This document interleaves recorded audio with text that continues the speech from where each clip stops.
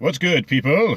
Agent Jules reporting for duty. In today's episode of Making Cartoons, I'm going to be doing a bit of a temporary end cap to the Meanie and Happyland segment of the series by introducing a character that isn't fully fleshed out yet as of this moment.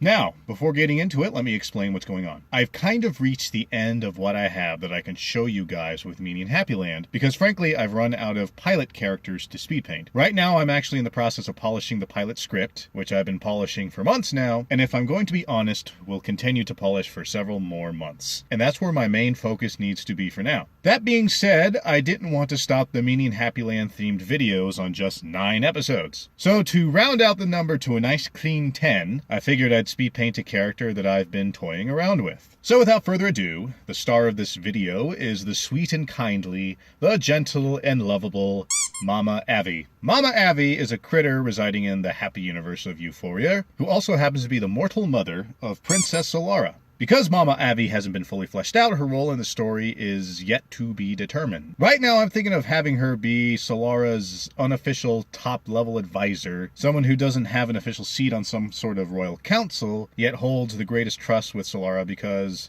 well, she's her mom. I figured I'd have some kind of scene where Solara is convening with a bunch of robed advisors of various sorts that talk of state and bureaucracy and harumph at each other about disagreements and never really reach a concise conclusion. So Solara excuses herself so she can take a walk and think about things. So she wanders off to a small cottage where Mamma Avvy is waiting there with a fresh pot of tea, and they have a lovely little discussion about state matters, and Mamma Avvy gives some sweet old lady advice on the matter that's simple yet effective, and that's what Solara goes with. So with all that in mind, let's go ahead and cover her design real quick. Because Mamma Avvy is just a concept right now, I'm going to go ahead and lump her design and coloring into one segment because there's not much to talk about right now. Mamma Avvy is very similar to Mr. Jenkins in that she's meant to look like a generic old lady. She has a hunched over posture, a simple dress with simple coloring, white hair tied up in one of those granny buns, and just looks content with being low-key and comfortable.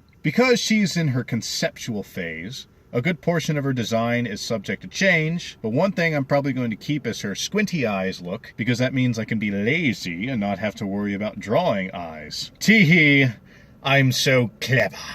Anyway, if I were to describe Mamma Avvy as of right now in one word, I'd simply say that she is a granny. She's sweet, she's motherly, she's surprisingly insightful, and just a hair absent-minded in a way that you're not sure whether or not she's faking it. If she ever shows up on screen, everyone just feels nice and comfortable around her and opens up about their feelings over a plate of freshly baked cookies. That being said, I'd also like to toy around with the idea of giving her some hidden knowledge about things. I mean, that would make sense if I'm going to make her Solara's most trusted unofficial advisor. In that way, she'd also have a lot in common with Willard, and that they both seem to know things that a vast majority of the cast aren't privy to, and I think that hidden knowledge would be something that interests Adon a lot more than anyone else. Speaking of which, I wonder what Adon would think of someone like Mamma Avvy. It's not really something I've given a lot of thought of right now. You know, to be honest, he'd probably just write her off as another absent-minded old codger that's, not too similar to bumbling Mr. Jenkins. That is, unless she lets loose some surprising insights, then he'd take a particular interest in her knowledge. Something to think about in future episodes, I guess. One more thing. I'm actually not even sure if I want Mamma Avvy to be alive in the present day, or if I want her to be mentioned in a flashback from days long past. I mean, she's mortal, and I'm still debating on whether or not Princess Solara's rule is a recent event or something that happened millennia ago. That is, unless Solara is somehow prolonging her mother's life with freaky-deaky god magic, because the universe of Yewforia is a coddled nanny state where the denizens don't really have a concept of death, and Solara is not only shielding the people from such a concept,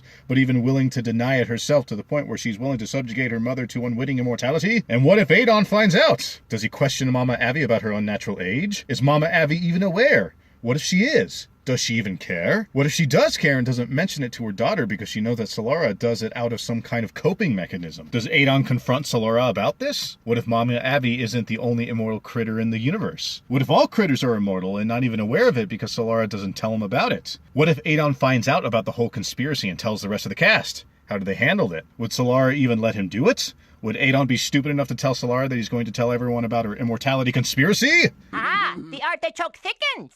Anyway, conspiracy theories aside, to sum up Mamma Avvy, she's meant to be a kindly source of comfort and counsel to many members of the cast. That is, unless I decide to totally change her personality and make her a different character. But as of this iteration, I basically want this design to say, "Why, hello, dearie. I see that something is troubling you. Oh, you want my advice? Well, I don't know much about these things, but let me tell you a seemingly off-topic story that functions as an insightful allegory to the problem at hand that leads to a simple but elegant solution to your specific problem. Would you like a cookie?" So, have I succeeded in matching image to concept even though the idea itself is still wishy-washy and half-baked? Let me know in the comments down below. Also, if you enjoy my content and wish to see more, please do me a favor and press the holy buttons of digital video piety, as it really does help out the channel as far as appeasing the ever-changing and ever-fickle algorithm. Also, if you wish to follow me elsewhere, you can check out my various social media links in the description box down below. And with all that said, I thank you for spending this time with me. I hope you guys stick around, and until next time, deuces.